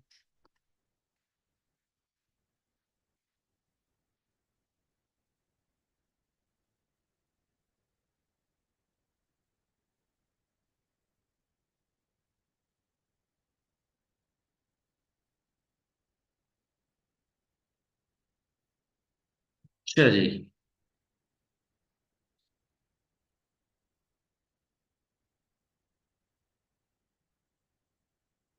टेस्ट योर अंडरस्टैंडिंग 4 की बात करते हैं। इसमें वो एक डायग्राम बना के आपसे एक क्वेश्चन के बारे में पूछेगा कि जी, ये एमसीक्यू टाइप ही है, और ये भी बड़ा इंपॉर्टेंट क्वेश्चन है। इस तरह के क्वेश्चंस भी जो है ना वो पेपर में आते हैं, तो ये क्वेश्चन भी जो है ना इसको मार्क कर लें। बड़ा अच्छा क्वेश्चन है, कॉन्सेप्चुअल क्वेश्चन है। इस तरह के क्वेश्चन जो है ना वो आप जरूर अपनी प्रैक्टिस में रखा करें, ताकि जो है ना वो आपका एमसीक्यूज का जो पोर्शन है वो बड़े अच्छे तरीके से परफॉर्म हो जाए आपसे। The following graph shows the wages earned by an employee during the single day. वो कहता है कि एक दिन के अंदर जो वेजेस अदा करते हैं ना, ये उसका ग्राफ है। ये लाइन बड़ी जबरदस्त उसने लिखी हुई है कि एक एम्प्लॉय की एक दिन की वेजेस के लिहाज से एक ग्राफ बनाया गया है, और इस ग्राफ को पढ़ के देख के आपने जवाब देना है। जो नीचे चार ऑप्शंस दी गई हैं उसके लिहाज से जवाब देना है। तो मैं सबसे पहले तो ये बता दूंगा आपको कि जो ये वाला जो एक्सिस है, ये वाला जो एक्सिस है, इसको क्या कहते हैं? ऊपर से नीचे की तरफ क्या कहते हैं? Vertical axis. इसको क्या कहते हैं? Vertical axis. ये थोड़ी सी लाइन मुझसे जो है ना वो इतनी ज्यादा अच्छी सीधी नहीं बनी, लेकिन आप ये समझ लें कि ऊपर से नीचे की तरफ जो एक्सिस होता है इसको क्या कहते हैं? Vertical axis. और ये जो एक्सिस होता है इसको क्या कहते हैं? Horizontal axis. ठीक है। ये जो एक्सिस होता है इसको वाई एक्सिस कहते हैं, और इसको क्या कहते हैं? एक्स एक्सिस कहते हैं। जो एक्स एक्सिस होता है वो इंडिपेंडेंट एक्सिस होता है, और जो वाई एक्सिस होता है वो डिपेंडेंट एक्सिस एक्सिस होता है। ठीक है ना? इसको मैं वाई लिख देता हूँ, और इसको मैं एक्स लिख देता हूँ। ठीक है। अच्छा, जो इंडिपेंडेंट एक्सिस होता है वो एक्स होता है, और एक्स का मतलब ये होता है कि हर वो इंफॉर्मेशन जो इंडिपेंडेंट होती है वो एक्स एक्सिस पे आती होती है, और जो ऐसी मालूमात जो कि डिपेंड कर रही होती है, एक्स के ऊपर डिपेंड कर रही होती है, उसको हमने वाई एक्सिस पर लिखना होता है। और उसकी एक्सप्लेनेशन भी यही है कि जो आउटपुट पैदा की जाती है या आउटपुट पैदा होती है वो इंडिपेंडेंट इंफॉर्मेशन है, और आउटपुट की बुनियाद पर जिस वक्त वेजेस अदा की जाती हैं तो वो आपका वाई एक्सिस होता है। तो ये बात याद रख लें कि वेजेस हमेशा किसकी बुनियाद पर कैलकुलेट की जाती हैं? आउटपुट की बुनियाद पर कैलकुलेट की जाती हैं। तो इसलिए वेजेस क्या हो जाएंगी? डिपेंडेंट इंफॉर्मेशन होंगी, और जो आउटपुट होगी वो इंडिपेंडेंट इंफॉर्मेशन होंगी। जो इंडिपेंडेंट इंफॉर्मेशन होती हैं वो एक्स एक्सिस पे होती हैं, और जो डिपेंडेंट इंफॉर्मेशन होती हैं वो वाई एक्सिस पर होती हैं। ये बात याद रख लें, और ये बात जो है वो आपने अपनी जिंदगी में भुलानी नहीं है, क्योंकि इसी की बुनियाद पर आप ये डायग्राम जो है वो हमेशा पढ़ते हैं। आपने अपनी फ्यूचर स्टडीज में भी जो है ना वो इसी तरीके से ही आपने इसको फॉलो करना है। तो यही बात आज से याद रख ले। चलें, अब मैं आपसे बात करता हूं कि चूंकि वाई एक्सिस के ऊपर हम क्या शो करते हैं? वेजेस शो करते हैं। तो इसका मतलब ये हुआ कि अगर ये एरिया है जिसको मैं थोड़ा सा ऐसे शो करवा रहा हूं, इस एरिया को कहते हैं ओरिजिन पॉइंट। इसको क्या कहते हैं? Origin point. ओरिजिन कह लें या ओ कह लें? ओ कह लें, बड़ा बेहतरीन सा आपकी अंडरस्टैंडिंग हो जाएगी।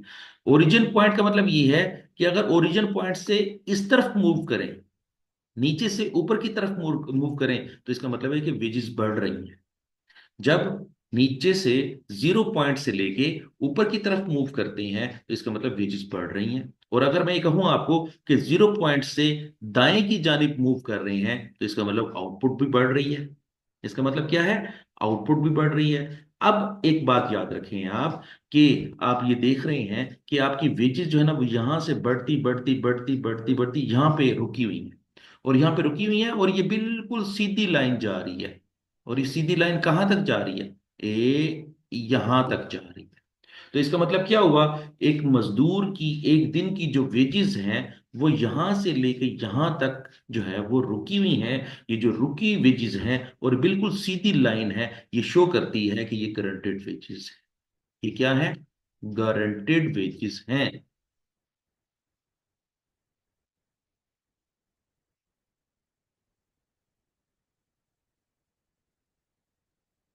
Guaranteed wages. अच्छा, इसका मतलब ये हुआ कि इतनी वेजेस तो कंपनी जरूर देगी।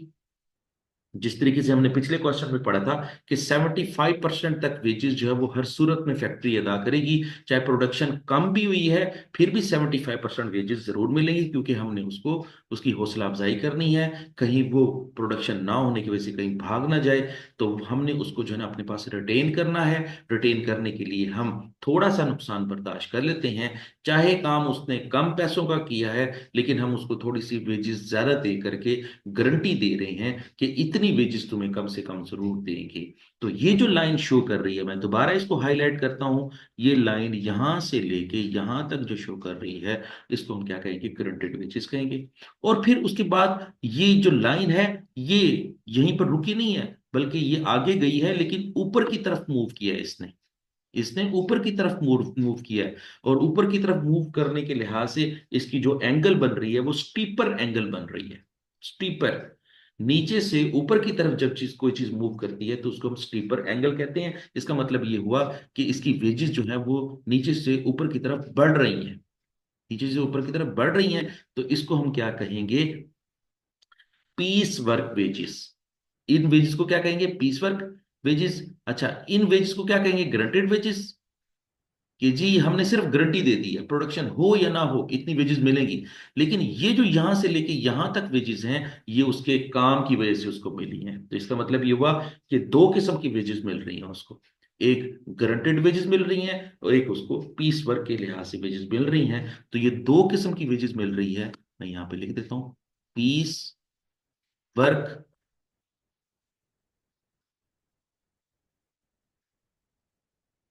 वेजेस। उसको